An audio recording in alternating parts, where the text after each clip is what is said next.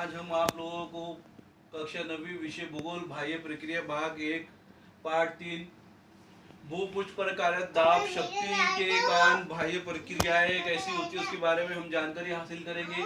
आप लोगों को बाह्य प्रक्रियाएं कैसी की जाती है उसके बारे में जानकारी देंगे। तो बाह्य प्रक्रियाएं अपक्षय, क्षरण, वहन, निक्षेपण के द्वारा होती है। तो अपक्षय यानी क्या? अपक्षय जिसका जो चीज धीरे धीरे घटती है, जिस प्रकार से एक चौक को हम पानी के ग्लास वगैरह में डाले और ग्लास वगैरह में डालने वाले पानी के द्वारा जो चौक धीरे धीरे वो घटते चले जाते हैं उसे अपक्षय कहते हैं। क्षरण, क्षरण का मतलब जब पहाड़ आपस में टकराते हैं या फिर पानी पहाड़ों से टकराता है, पानी की टकराने से धीरे धीरे जो चट्टानें गलती है या जो उसके कण वगैरह झड़ते हैं, जिस प्रकार से चौक वगैरह से हम जब लिखते हैं तो चौक से जो चूरा वगैरह गिरता है उसे क्षरण कहते हैं। वहन, वहन का मतलब जिस प्रकार से पानी वगैरह बहते रहता है तो पानी के बहने से जो कंकर पत्थर वगैरह होते हैं बार बार वो फ्लो, वाटर फ्लो होते रहता है। तो वाटर फ्लो होने से वो धीरे धीरे पानी उस कंकर पत्थर को बहाते ले जाता है, जिससे धीरे धीरे वो कंकर पत्थर बारीक महीन चूर्ण बनते जाते हैं, उसे वहन कहते हैं। तो निक्षेपण भी उसी प्रकार से, निक्षेपण जो पर्वत के टकराने से आपस में चूरने से या पानी के टकराने से लहरों से वो निक्षेपण पाया जाता है। तो आपको मैं भौतिक अपक्षय के बारे में यहाँ पे जानकारी दूंगा। तो भौतिक अपक्षय में पहला आपका गुंबदकार टीले, जो अपरणन के द्वारा या गुंबदकार टीले वगैरह होती है उसमें दरारें वगैरह पाई जाती है, वो सब भौतिक अपक्षय में गिना जाता है। उसके बाद में आपका खंडित विखंडित, खंडित विखंडित मतलब जिस तरह पहाड़ वगैरह में जगह जगह क्रैकनेस या दरारें वगैरह पाई जाती है वो खंडित विखंडित हो जाता है। तीसरा छिन्न भिन्न, तो छिन्न भिन्न जहां पर पहाड़ों का टूटना, रगड़ना, गड़ना वो सब छिन्न भिन्न अवस्था में पाया जाता है, उन सबको भौतिक अपक्षय कहते हैं। उसके बाद में हम आएंगे रासायनिक अपक्षय में। आपने भौतिक अपक्षय देखे तापमान टेम्परेचर के द्वारा था, उसके बाद में रासायनिक अपक्षय में आपको भस्मीकरण और क्षार अपक्षय के बारे में जानकारी हम हासिल करेंगे। तो भस्मीकरण के द्वारा जिस प्रकार से जो पहाड़ वगैरह में जब आपस में टकराते हैं उनके टकराने की वजह से जो चूरा वगैरह होता है वो भस्म वगैरह हो जाता है, या समझ लो ज्यादा टेम्परेचर के गिरने से या ठंडा गर्म होने से उससे भी भस्मीकरण होता है। और क्षार अपक्षय, क्षार यहाँ पे नमक के द्वारा बताया गया कि जहां जिस प्रकार से पानी में ज्यादा पानी जब वो पहाड़ों से टकराते रहता है तो उनमें चूने के पत्थर वगैरह पाए जाते हैं और धीरे धीरे जो नमक, जो लवण होता है वो सब लवण उसमें मिक्स हो जाता है, उसे क्षार अपक्षय कहा जाता है। उसके बाद में आपका जैविक अपक्षय, जैविक अपक्षय के बारे में बताया गया है कि जिस प्रकार से चींटियों का बिल वगैरह बनाना, चींटियां बिल वगैरह करके बारीक बारीक चूर्ण महीन वगैरह बनाती है, या पत्थरों और चट्टानों से पौधे पेड़ वगैरह का उगना, वो जैविक अपक्षय में आता है। उसके बाद में आपका चट्टानों का अपरणन। तो चट्टानों का अपरणन क्या होता है? तो चट्टानों का अपरणन हमें प्याज के उदाहरण से समझेंगे। तो प्याज के जिस प्रकार से छिलका प्याज से निकल जाता है वो सूख जाता है और अंदर की जो प्याज होती है वो पूरी तरह से ठंडी पाई जाती है, उसमें ठंडक होती है। उसी प्रकार से पहाड़ों में से जो छाल वगैरह निकलती है वो सब क्रैकनेस वगैरह जो दरारें निकलती है वो छाल अलग हो जाती है, लेकिन फिर भी पहाड़ को जो छाल निकलने के बाद में पहाड़ जैसा वैसा पाया जाता है, वो ठंडा होता है। वो हम प्याज के उदाहरण द्वारा समझेंगे, उसे हम चट्टानों का अपरणन कहते हैं।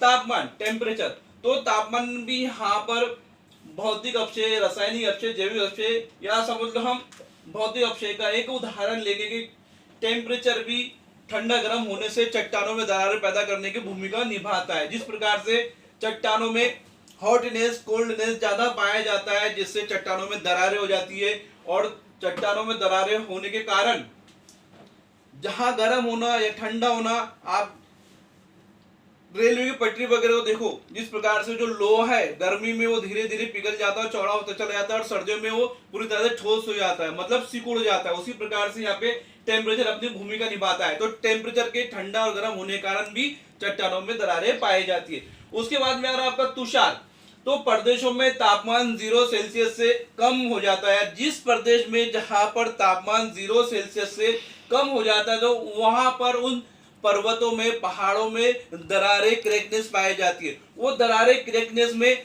पानी भर जाता है, और पानी भरने से धीरे धीरे वो जो पानी है वो बर्फ का रूप धारण कर लेता है, और बर्फ का रूप धारण करने से वो चट्टानों में टेंशन आता है, वो तनाव आने से धीरे धीरे चट्टानें फूलती है या फिर बड़ी होती जाती है, और अचानक ही टेंशन आने से उसमें टुकड़े हो जाती है, क्योंकि जो पानी होता है वो बर्फ बन जाता है। बर्फ की शक्ल होने के कारण वो जब पानी बर्फ का रूप लेने से चट्टानें बड़ी हो जाती है, उसे पर्वत में या चट्टानों में टूटना शुरू हो जाता है। उसके बाद में यार आपका रासायनिक घटकों की विद्रायता और स्फटिकीकरण की वृद्धि।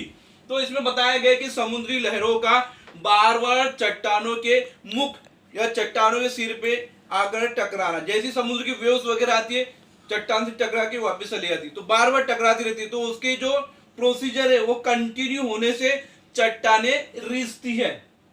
तो चट्टाने रिसने से वो जो चट्टान या पत्थर के जो चूर्ण वगैरह धीरे धीरे पानी में गिरते हैं, तो वो लवण युक्त मतलब क्षार, जिसे नमक खारापन कहते हैं हम, जो पानी बार बार पहाड़ों से, पर्वतों से, चट्टानों से टकराते रहता है और पानी रिटर्न आता है। रिटर्न आने से पानी में मिल जाता है तो उसमें नमक पाया जाता है, वो नमक क्षार युक्त हो जाता है। जिस प्रकार से हम उसका उदाहरण मधुमक्खियों के छत्ते के द्वारा लेंगे, जिस प्रकार से मधुमक्खियों के छत्ते पाए जाते हैं वैसे ही ये लवण और नमक वो पूरी तरह से पहाड़ों में छेद के अनुसार बस जाते हैं। जो आप लोगों को मैंने मधुमक्खियों के छत्तों के द्वारा बताया गया कि इस प्रकार से समुद्री लहरों की चट्टानों में वो मधुमक्खियों का छत्ता बन जाता है, उसमें वो नमक बैठ जाता है और बार बार पानी के संपर्क आने से वो पानी क्षारयुक्त लवणयुक्त बन जाता है, जो खारा कहलाता है।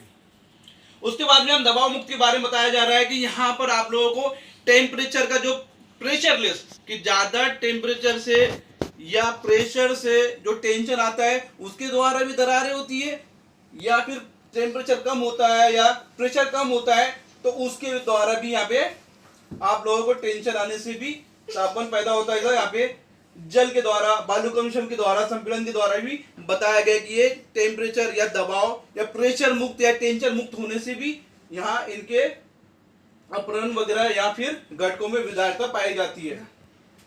उसके बाद में हम देखेंगे कणात्मक अपक्षय। कणात्मक अपक्षय में आपका वैश्विक द्रव्य द्रवीकरण विलयन। तो यहाँ पर जिस प्रकार से पानी के द्वारा पहाड़ों से जो चूर्ण वगैरह, जो कण वगैरह धीरे धीरे जमा होते जाते हैं, वो रेती का रूप धारण कर लेते हैं, उसे हम कणात्मक अपक्षय कहते हैं। उसके बाद में आपका कार्बनन।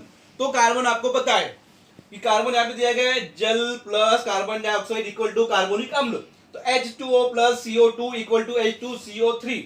तो ये कार्बन के द्वारा, जहां बादल के रूप में जब बारिश होती है, बारिश होने के बाद में वो भूमि जमीन पर गिरती है, तो जमीन में या जमीन के संपर्क में आने से पानी रिस कर जाता है, तो उससे कार्बोनिक अम्ल तैयार हो जाता है। कि बादल का पानी जमीन पे, भूमि पे आया, उससे टच या संपर्क में आने से और उसमें जाने से फिर वो कार्बोनिक अम्ल बन जाता है। कार्बोनिक अम्ल द्वारा चूने के पत्थर का निर्माण वगैरह करना या चूने के ऊपर पाया जाना। तो आपको पता है कि जो कार्बन डाइऑक्साइड है वायु से मिक्स होती है, तो वायु और कार्बन डाइऑक्साइड दोनों का यहाँ मिलाप हो जाता है। उसके बाद में आपका भस्मीकरण। तो चट्टानों में लोह खनिज होते हैं। तो चट्टानों में लोह खनिज का हम उदाहरण लेते हैं कि एक गीले कपड़े में आप गीले कपड़े में कीले वगैरह लो और कीले वगैरह को उसको बांध दो गीले कपड़े को, और उसके बाद में कुछ दिन के बाद में उसे खोलो तो वो जो कीले हैं वो कीलों का जंग वो कपड़े में लग जाता है। इस प्रकार से यहाँ पे ये भस्मीकरण के द्वारा चट्टान में लोह खनिज वगैरह पाए जाते हैं, वो जंग वगैरह उसको लग जाता है। उसके बाद में आपका जैविक अपक्षय। तो जैविक अपक्षय को आप लोग ऐतिहासिक कीलों, पत्थरों में जड़े या काई पत्थर पुल के द्वारा देख सकते हैं कि हम कहीं भी भाई अध्ययन वगैरह जाते हैं या किले वगैरह या बड़े बड़े किले वगैरह जो होते हैं, जो किले या फोर्ट वगैरह पाए जाते हैं, तो किलों में हम देखते हैं कि बड़े बड़े जो है पत्थर वगैरह, जड़े वगैरह, जो उनके बुर्ज वगैरह में से बड़े बड़े झाड़ वगैरह निकल जाते हैं, बड़े बड़े उसमें दरारें पड़ जाती है। तो ये सब जैविक अपक्षय के द्वारा होती है। तो हम ऐतिहासिक किलों के द्वारा उसे जानकारी हासिल कर सकते हैं। उसके बाद में आ रहा है आपका विशाल क्षरण। तो विशाल क्षरण के बारे में बताया गया है कि जिस प्रकार जहां पर स्लूप होता है, ढलान होती है, तो ढलानों में चट्टानों के सरकने से भी विशाल क्षरण होता है। और यहाँ मंद गति से होने वाला विशाल क्षरण के बारे में दिया गया है कि जो मंद गति के द्वारा जो विशाल क्षरण होता है कि वो धीरे धीरे मिट्टी का सरकना या पहाड़ों का सरकना, सुलूली सुलूली वो सरकते जाते हैं, जिससे भूस्खलन वगैरह आ जाता है। आप बारिश वगैरह हम देखते होंगे कि जो मंद गति से होने वाला जो विशाल क्षरण है वो धीरे धीरे सरकते जाता है, उससे भूस्खलन, मृदा संपरण वगैरह भी होता है। इस प्रकार से आपने 9वीं कक्षा का विषय भूगोल बाह्य प्रक्रिया भाग 1 के बारे में जानकारी हासिल करें।